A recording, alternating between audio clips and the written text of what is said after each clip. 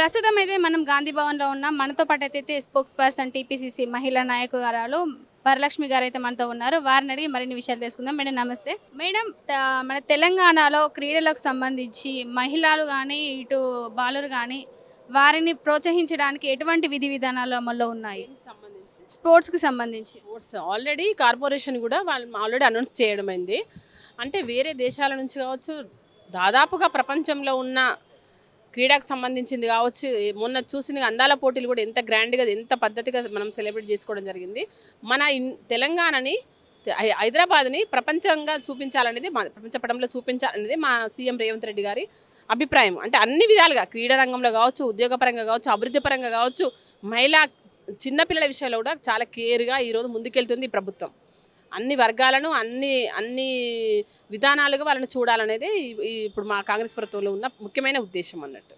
అంటే తెలంగాణ ప్రభుత్వంలో కాంగ్రెస్ పార్టీ 1 కోటి మంది మహిళలను కోటీశ్వరులను చేసే ప్రయత్నం చేస్తున్నామన్నది అది ఆ అంశం అయితే ఇప్పటివరకు అమల్లో లేదని అయితే ప్రజలు వాపోతున్నారు. వాటిపై మీ స్పందన? ఆపోలేదు. అపోజిషన్ వాళ్ళు మా మీద వేస్తున్న నిందలే తప్ప మేము ఇచ్చిన హామీల కంటే ఇంకెక్కువ శాతం మేము ఈరోజు అమలు చేస్తున్నాం.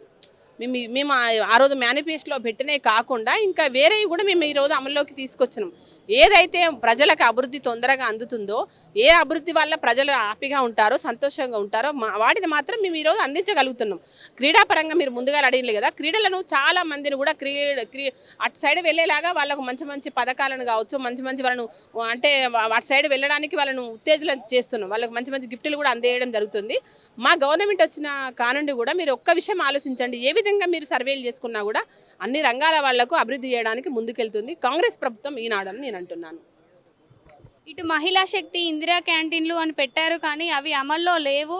ఖచ్చితంగా అవి 6 గ్యారంటీలో విఫలమయ్యాయి అనేది అటు బీఆర్ఎస్ ప్రభుత్వం అయితే విమర్శిస్తుంది. దానిపై మీ స్పందన ఏంటి? బీఆర్ఎస్ పనే అది. ఎందుకంటే వాళ్ళు ఏని పథకాలు వాళ్ళు అందించాలని అభివృద్ధి మేము ఈరోజు ప్రజలకు అందిస్తున్నాం కాబట్టి వాళ్ళు ఆ విధంగా మా మీద దుమ్మేస్తూ పోతున్నారు. ఏదో కార్డు తీసుకొచ్చి ఏదో 60 గ్యారంటీల కార్డు అంట ఏదో కార్డు అని తీసుకొస్తున్నారు. వాళ్ళు ఇచ్చిన హామీలు కావచ్చు, వాళ్ళు చేస్తా అన్న అభివృద్ధి కావచ్చు, తెలంగాణ వచ్చిన మిగులు బడ్జెట్లో ఉన్న తెలంగాణను ఏ విధంగా భ్రష్టు పట్టించాలనేది ఈ విషయం అందరికీ తెలుసు. తెలంగాణ రాష్ట్రంలో ఈరోజు మేము ఇందిరమ్మ చీరలు వాళ్ళు ఆనందంగా కట్టుకొని ఈరోజు 10 మందిలకు వెళ్ళగలుగుతున్నారు. కానీ ఆనాడు ఇచ్చిన ఇందిరమ్మ చీరలు, వాళ్ళు ఇచ్చిన బీఆర్ఎస్ ఇచ్చిన బతుకమ్మ చీరలు ఏ విధంగా ఉన్నాయో ఒక్కసారి ఆలోచించండి. కనీసం పంట పొలాల్లో పిచ్చుకలు వస్తే కూడా కట్టడానికి కూడా వీలు లేకుండా ఒక్కసారి కడితే ఎగిరిపోయి ఎక్కడో పడ్డాయి. ఆ చీరల విషయం కూడా మీకు తెలుసు.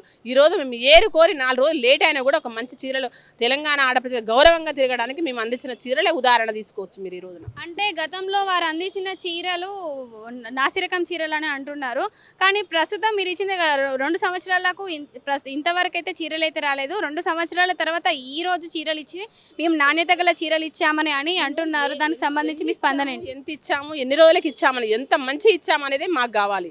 మేము ఏమంటున్నామంటే మా తెలంగాణ రాష్ట్రం ఏర్పడి 2 సంవత్సరాలు అయింది. ఇంకా 3 సంవత్సరాల వ్యవధి కూడా మాకుంది.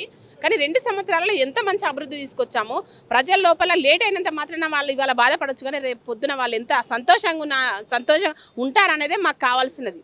దాని దిశగా మేము వెళ్తున్నాం తప్ప వాళ్ళు ఈరోజు ఏదో నిందలేసినంత మాత్రాన మేము భయపడి పరిగెత్తి ఏదో రకమైన నాసిరకం చీరలు వాళ్ళలాగా మేము ఇచ్చి మేము మహిళలను అవమానపరచడానికి మేము లేము.